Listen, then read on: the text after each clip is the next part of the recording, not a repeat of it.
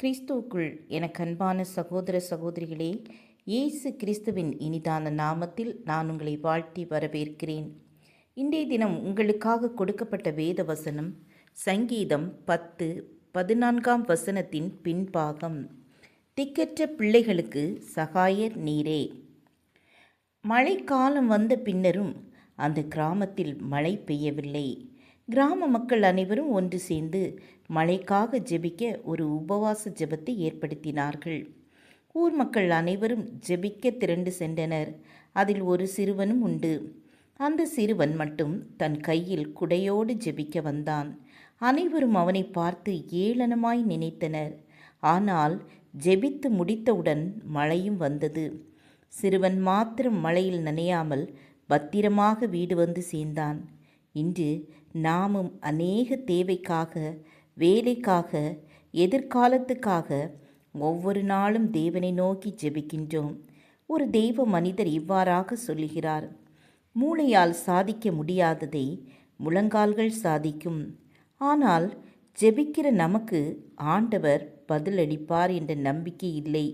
எவ்வளவு ஜெபித்தாலும் இன்று நாம் மனிதர்களையும் ஊழியர்களையும் தேடி ஓடிக்கொண்டிருக்கிறோம். தெய்வ பிள்ளைகளே, உங்கள் வாழ்க்கை, உங்கள் விசுவாசம் எப்படிப்பட்டது? இங்கு துன்மார்க்கரின் வாழ்க்கையை பார்த்த தாவீது கர்த்தர் மீது நம்பிக்கை வைத்து இழந்து போகும் வாழ்க்கையை பெற்றுக்கொள்ள விண்ணப்பிக்கிறார். அதோடு மாத்திரமல்ல, தான் யாரிடமும் விண்ணப்பிக்கிறாரோ அவர் பதில் தருவார் என நம்புகின்றார். ஆண்டவர் தரும் பதில் என்ன? முதலாவது, ஏழைகளை மறவாமல் விசாரிப்பார். 2வது, பொல்லாதவர்களின் புயத்தை முறிக்கிறார். 3வது, நீதி செய்வார் என தான் பெற்ற பிரதிபலனை தாவீது குறிப்பிடுகிறார்.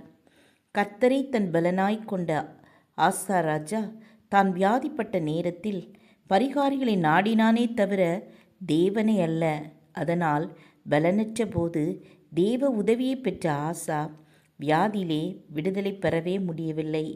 ஒருவேளை நம்முடைய சூழ்நிலைகள் எப்படிப்பட்டதாக இருந்தாலும் நாம் கர்த்தரை மாத்திரம் நோக்கி பார்த்தால் கர்த்தர் நமக்கு பதிலளித்து நம்மை ஆசீர்வதிப்பார். கர்த்தரை தன் நம்பிக்கையாக கொண்டிருக்கிற மனுஷன் பாக்கியவான். ஜெபம் செய்வோம். எங்கள் ஜெபத்தை கேட்கிறவரே, எங்கள் ஜெபத்திற்கு பதில் தந்து எங்கள் ஒவ்வொருவரையும் ஆசீர்வதிங்க. இயேசுவின் நாமத்தில் பிதாவே, ஆமேன், ஆமேன். God bless you.